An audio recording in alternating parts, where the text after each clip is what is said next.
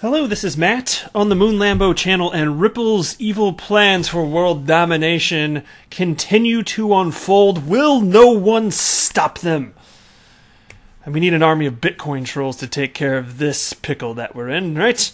Here's a headline from XRP Arcade. The pound sterling, which is GBP for short, is live on Ripple's on-demand liquidity. More currencies to follow. So yes, indeed, we have a brand new currency live on RippleNet, specifically on-demand liquidity.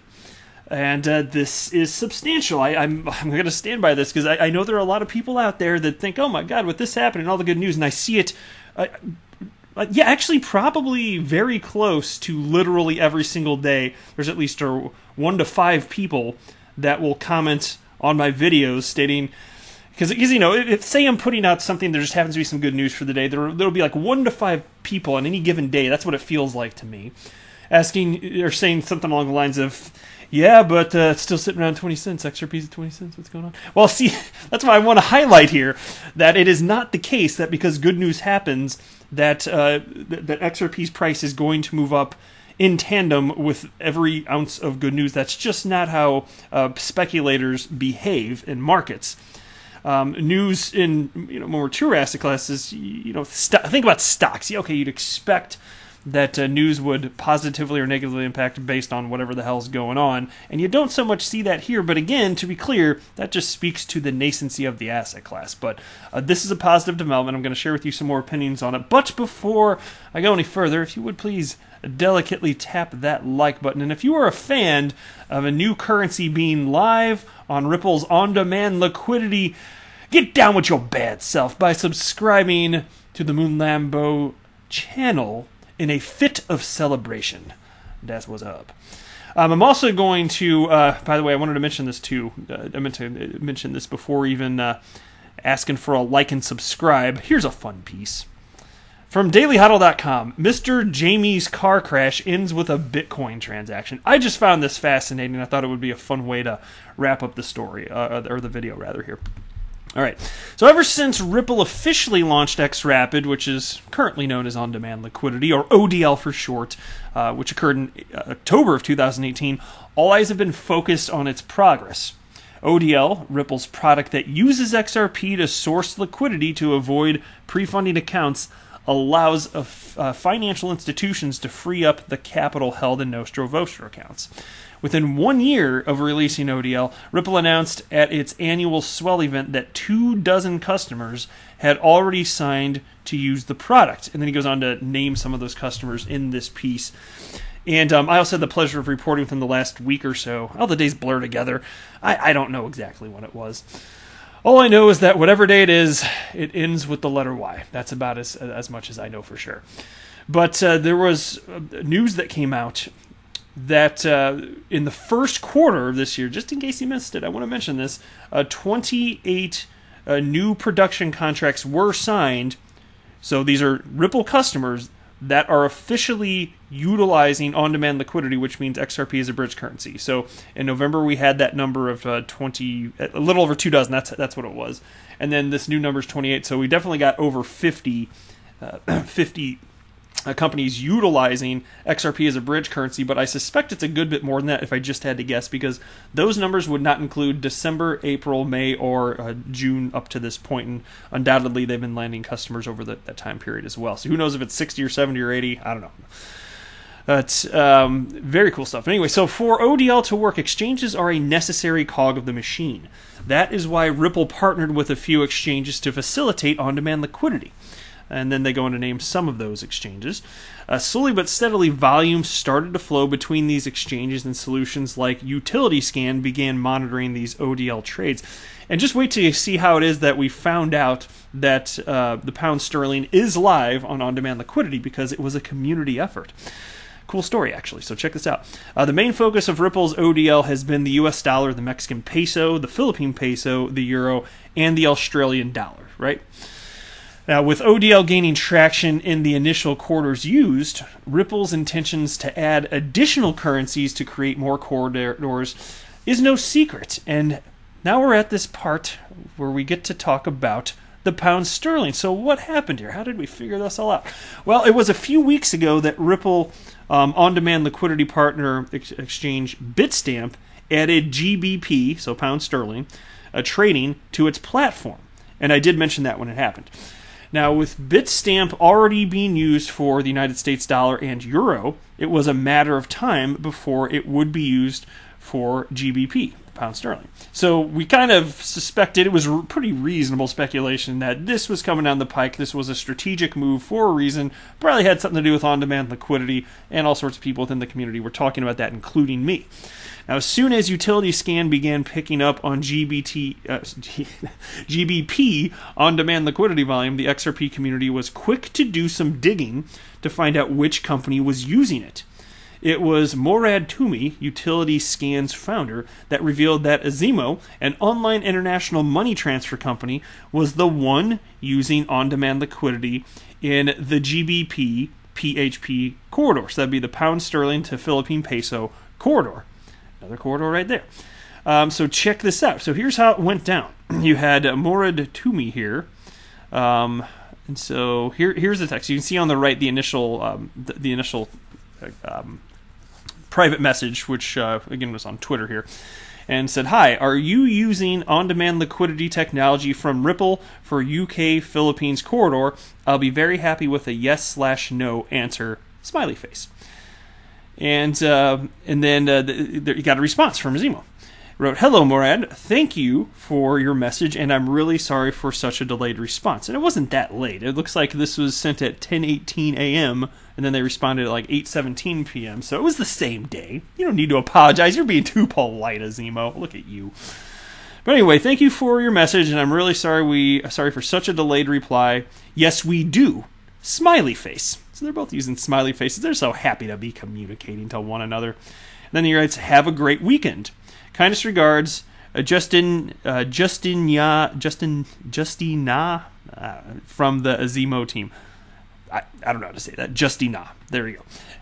Anyway, and then writes, and the response was, "Thank you very much." So there you go. A little bit of poking around, because it wasn't Ripple in this particular case that let the news out first. And that's why I keep telling you guys, it's like all sorts of stuff's happening behind the scenes, and there isn't necessarily a press release for everything. And even when things happen, even if you ask them, you're not always going to get necessarily the truth, because sometimes for whatever individual interest businesses may have, they want to keep things hush-hush until a particular moment in time. And I've always talked about how I'm sure that there are some businesses that are utilizing on-demand liquidity right now that don't want it to be publicly known, because they don't want their competitors to know that they have this huge competitive edge. I'm actually more interested in the ones that are willing to publicly announce it. And I'm just sitting there thinking, I appreciate that, but why? You're giving up a little bit of a secret there, right? That's going to encourage more people to join. But hey, I do appreciate it. Don't get me wrong. But so there we are. And there's going to be a lot more corridors, and I mentioned this too, so I'm just going to briefly mention it again now, but within the last day or so, I kind of covered this topic, which is Ripple aims to open new XRP remittance corridors in 2020. So the only add-on that I wanted to place right here in this particular spot in the video is this part right here, which is a quote from, I believe, from Ashish Burla, is Ripple's one of Ripple's senior vice presidents, and he said as follows: "Ripple is on track to open new on-demand liquidity corridors this year, and we're onboarding new customers and working with existing customers to ramp up ODL volume in important corridors." And then he cites a few. So it's coming, and so there's a new one right there with the pound sterling right there. And again, this is the type of thing, if you believe that utility matters, this is the type of thing that should excite you to your core as an XRP holder. That's my humble opinion, not financial advice. I'm just sharing with you my very humble opinion, because without this type of activity, and I know we all love it to affect the price right now in some sort of positive capacity, but all of this happening now is the reason that people will continue to speculate, and you can have parabolic shifts upward potentially in the future. If you want those asymmetrical gains, this is what you want. You want the XRP ecosystem to continue to be built out. All right, into the next piece now before wrapping up the video. Mr. Jamie's car crash ends with a Bitcoin transaction. A Bitcoin maximalist and entrepreneur has shared a few details about his recent car accident. According to Twitter user Mr. Jamie, He ended up with additional Bitcoin in his crypto wallet after he got rear-ended. In a series of tweets posted on Saturday, he explains that the guy who crashed into his vehicle did not want to call the police. Fun to speculate here. Perhaps he did not have insurance. Perhaps he had cocaine in the trunk. Who knows? Drug-related, lack of insurance. It's probably one of those, right? And then the problem, according to Jamie, was that the other driver didn't have enough cash on hand to pay for the damage. Jamie needed a secure way to receive compensation on the spot with a stranger without the risk of the transaction being reversed at a later date. Which is funny because technically if a 51% attack happens, that could be rolled back, so technically a little bit of risk, even if you don't think that's going to be happening anytime soon. I'm just saying. But Jamie wrote as follows. Got rear-ended.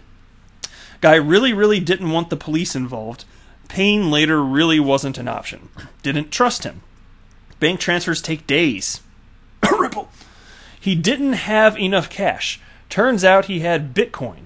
30 minutes later, he's on a tow truck and I'm on my way home.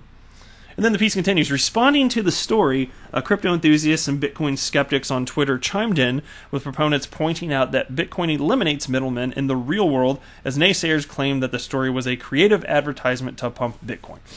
So even though it's not like I'm incredibly bullish on the long-term viability of Bitcoin because it's not functionally doing anything, unless it ends up actually being the case that because it's the first, it actually is the standard for store of value even though it does nothing else, I don't know how that inspires confidence. I'm skeptical of that point. Maybe it could happen. I'm just highly skeptical of it.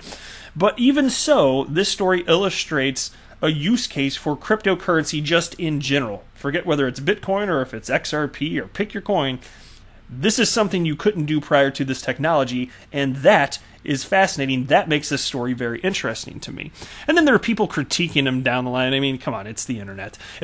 I'll tell you what, if you write something and the Webernets doesn't tell you that you're wrong, at least one person, then I don't know what to tell you, because there's always somebody out there that will critique. It's funny, and I'll tell you, if you get enough people that are able to see something you put out there, whether it's something you write, whether it's a blog or a YouTube video, you will have people consuming the same content and coming to completely different conclusions about whatever it is that you say or write, which is genuinely fascinating to me. And I see that in my own life here, and I'm not going to go into it any further in this video. I just find it interesting.